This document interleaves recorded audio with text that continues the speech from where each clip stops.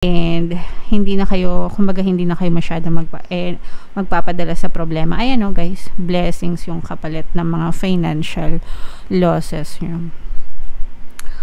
Blessings ito mga kapiksi, blessings, tagumpay. Kaya nga sabi ko sa inyo guys, makakabawi din kayo, makakatayo din kayo mga kapiksi. And kapag kayo'y bumangon mga kapiksi, magtutuloy-tuloy yung progreso nyo sa buhay and matatamasa nyo rin yung blessings. At saka maganda dito guys, hindi kayo nag-iisa with this 2 of Cups energy. Parang meron kayong katulong.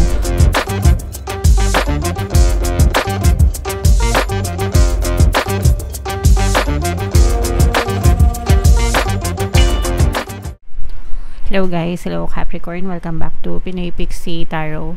Ang pamagat ng episode natin for tonight is No Moon Kapalaran para ngayong August to September para sa Capricorn, Sun, Moon, Rising, Sign, and Venus. General reading lang guys, pwede mag-resonate, pwedeng hindi, pwedeng positive, pwedeng negative mga kapiksi. Yung New Moon ngayon guys, ngayong August ay sa August 2, tapos yung next na August 4 pala mga kapiksi.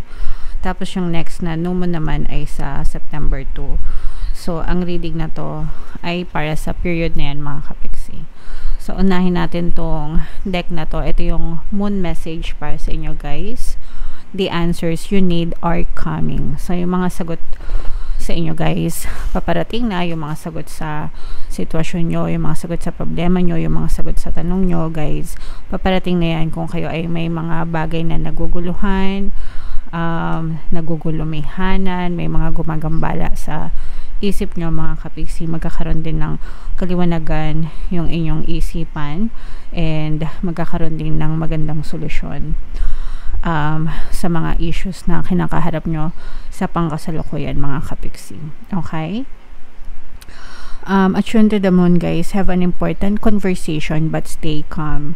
Kung kailangan nyong makipag-usap guys sa ibang tao, especially let's say for example meron kayong mga gusot na kailangang lunasan, may mga kailangan kayong kausapin, make sure na mag-approach kayo sa mahinahon na paraan, kalmado guys, okay? Kapag kalmado kayo, mas gumagana yung isipan nyo mga kapiksi, mas nakakapag-isip kayo ng tama and mas nare-resolve yung mga issues guys. So it's very important talaga na kalmado palagi para palaging gumagana yung inyong isipan. Okay, wag masyadong magpadala sa bugso ng damdamin. Okay, additional meanings for this card, don't be superficial, no? Doon lang tayo sa makatotohanan palagi guys. Someone is trying to flirt with you. Have you noticed mga kapiksi? So baka may mga nagfo-flirt sa inyo guys, mga may nagpaparamdam. Kumbaga, baka hindi nyo pa napapansin. So, nandyan lang yan sa paligid nyo. Kung kayo ay mga single at ready to mingle, pansinin nyo, no? Pero kung kayo mga taken na guys, wag nyo nang pansinin. You need to laugh off this situation and just move on. May mga sitwasyon guys na alam nyo yun, pinapabayaan na lang, hindi na pinapansin, especially yung mga kanigahan, yung mga marites ganyan, mga kanigahan ng mga tao sa paligid. Hindi naman natin makokontrol yung mga yan guys, no? Ang makokontrol mo lang is yung perception mo about them, about yourself. Basta alam mo na wala kang ginagawang mali, nasa tama ka, carry lang mga kapiksi. Okay? And job applications have good prospects. So sa mga kapiksi natin na nag-a-apply ng trabaho, may mga pending na applications mga kapiksi, mga good prospects, no? Pwedeng magkaroon yan ng mga magagandang resulta. Antayin nyo lang, syempre habang nag-aantay kayo, magdasal kayo, mag-affirm kayo, sabay nyo ng positive mental diet para kung ano talaga yung resulta na gusto nyo, yun yung mapunta sa inyo mga kapiksi. Okay? Alright. So comment down below Capricorn if feeling nyo naka-resonate kayo dyan. So hanapin natin yung Moon energy at saka yung energy ng Capricorn guys. Shuffle ko to, habang sinashuffle ko to, panoorin nyo muna yung video natin regarding sa ating paano mag-manifest ng abundance video course. Kapiksi, sawa ka na ba sa mga struggles at hirap sa buhay mo? Masipag ka ba at masikap sa buhay ngunit hindi ka pa rin umaasenso? Ilang beses ka na bang nag-attempt mag-negosyo at mag-invest pero palagi ka pa rin nalulugi? Sa pagkakataon na ito ay maaaring may subconscious beliefs ka na nagiging balakid sa iyong pag-unlad at pagyaman. Introducing, paano mag-manifest ng abundance video course. Dito ay matututunan mo ma-overcome ang mga balakid mo para tuluyan ka ng umunlad, umasenso, sumagana, maging matagumpay, successful at maswerte sa iyong kabuhayan, pera, trabaho, negosyo sa lapi at kaperahan ng bonggang-bongga. Dali, mag-send na ng email sa pinoypixitaro@gmail.com at simulan na ang iyong pagyaman ngayon. Alright, so sa lahat ng gusto mag-avail ng course guys, ang ganda ng promo natin ngayon, no? Ngayong August, magbibigay ako ng 3-in-1 pampaswerte sa Subliminal. So pampaswerte sa buhay, pampaswerte sa pera, at saka pampaswerte sa love life. 3-in-1 Subliminal yan guys, worth 1,500. Grabe, sobrang ganda ng freebie. I-avail nyo na. And meron din tayong bagong course, paano mawala ang third party at magkaroon ng harmonious na relationship para mawala yung mga kabit ng jowa nyo guys. 30% discount pa rin tayo guys, no? Until August 31 extend natin. So last na sale na yan. Avail nyo na guys habang sale pa. So Capricorn guys, kaya in-represent ng Queen of Pens sa ating spread. Ito yung ating moon energy. Meron ditong presence guys ng fire sign, Aries, Leo, Sagittarius. For some of you, maaaring may fire element kayo sa inyong natal chart, or you may be dealing with a fire element or a fire sign, mga kapiksi. Alright? So, for some of you guys, nakikita natin na nagkakaroon kayo ng mga, mga trouble pagdating sa financial troubles. Ito guys, maaaring nagkakaroon kayo ng worries, financial troubles, mga problema sa pera yung iba sa inyo, although hindi naman lahat, pero nakikita din natin na makabawi kayo with this 9 of Pens energy. So yung mga losses nyo guys, kung may mga nawala sa inyo, especially kung sa mga kapiksi natin na naapektuhan ng bagyo, no? Kasi di ba kakatapos ng bagyong Karina. So marami tayong mga kapiksi na naapektuhan nung bagyo, and sometimes meron talagang mga losses yan, no?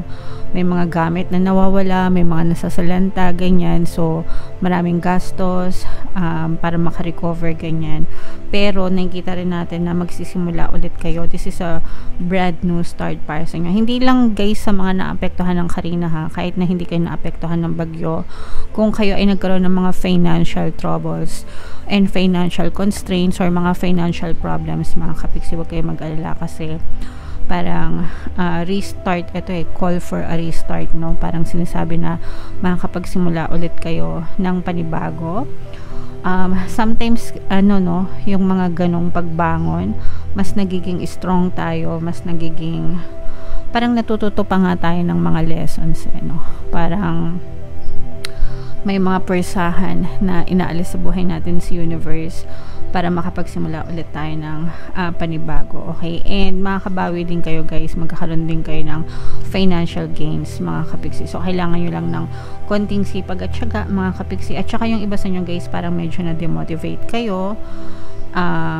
Ibig sabihin parang nawalan kayo ng gana, na-demotivate, ganyan. Pero may mga na-save din naman kayo, mga kapiksi, okay? Parang sinisave nyo lang kung ano yung importante. And yung mga kailangan i-let go, nile-let go nyo na, mga kapiksi. And parang mas gusto nyo pa magsimula na lang ng panibagong chapter sa buhay nyo. So it's never too late guys. Anytime talagang pwede kayong mag-start. So ayan, no, yung sinasabi natin na mga disappointments nyo, marami kasing nawala sa inyo. May mga marami talaga kayong mga financial losses, mga kapiksi, okay? Kaya medyo disappointed kayo, pero larga pa rin guys, nakikita natin. Eto, lalarga pa rin kayo, ibig sabihin lalagare pa rin, tatayo pa rin, you will find peace, makakahanap kayo ng kapayapaan, mga kapiksi. Kumbaga parang mag-i-internalize kayo and mas pipiliin nyo yung kapayapaan sa isip nyo, sa puso nyo, and hindi na kayo masyadong magpapadala sa problema. Ayan, no guys, blessings yung kapalit ng mga financial losses nyo.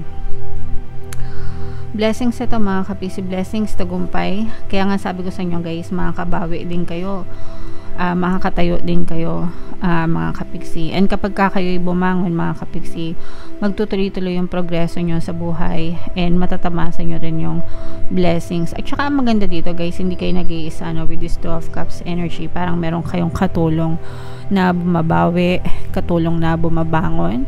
So for some of you, pwedeng mga kapartner nyo yan sa love life, like yung mga partners nyo or specific person, pwede rin na pamilya nyo, pwedeng mga anak nyo, mga kapiksi, or pwede rin mismo na yung sarili mo, okay?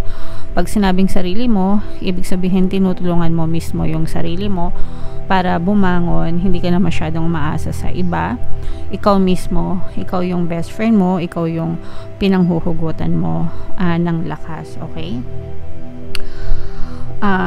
Yeah, okay. And parang right now, parang yung iba sa nyo, parang yung tapos na yung bagyo, tapos na yung kumbaga hindi na masyadong dinadamdam, mga kapiksi.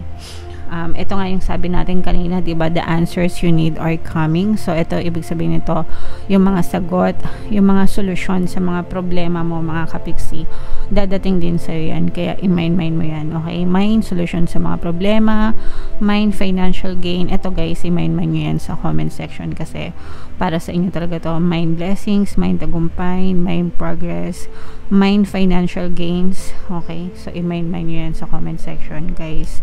And makakabawi din kayo, okay? So huwag tayo masyadong magbukmok guys. Minsan yung mga inaalis natin ni universe, necessary talaga siya.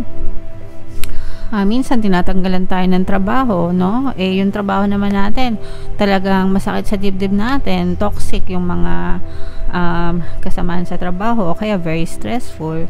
Tapos yung pala maganda yung kapalit, no? Bigyan kanya ng negosyo. Tapos yung negosyo na yun, unti-unti mo mapapalago, di ba? Yung mga ganun kasing magtrabaho si universe, kung ano yung makakabuti sa inyo, doon nila kayo dadalhin. Kaya yung mga losses nyo, hindi talaga siya losses, mga kapiksi. Kailangan lang kasing mangyari yon para mawala yung kumakain ng energy mo and kumakain ng oras mo para i-divert ka, ibig sabihin ilipat ka dun sa something better na para sa'yo talaga. Okay, naiintindihan nyo ba? Sana naiintindihan nyo guys. Comment down below if feeling nyo na sa ganun kayong klase ng sitwasyon. Okay? And yung mga pinapamind ko sa inyo dito guys, i-mind nyo na. Comment down below if naka-resonate kayo. Pwede nyo guys pakinggan yung mga pampaswerte subliminals natin. Lalo na yung pantaboy malas, pang-akit ng swerte, super effective talaga guys. Ang daming success stories. Ito yung playlist guys, lagay natin dito para mapakinggan nyo. And ito naman yung ating success stories ng paano mag-manifest ng abundance video course. Click here to subscribe guys, and click here to join our membership program. Thank you for liking, sharing, and subscribing. See you again next time. I love you all guys. Have a nice day. Bye bye.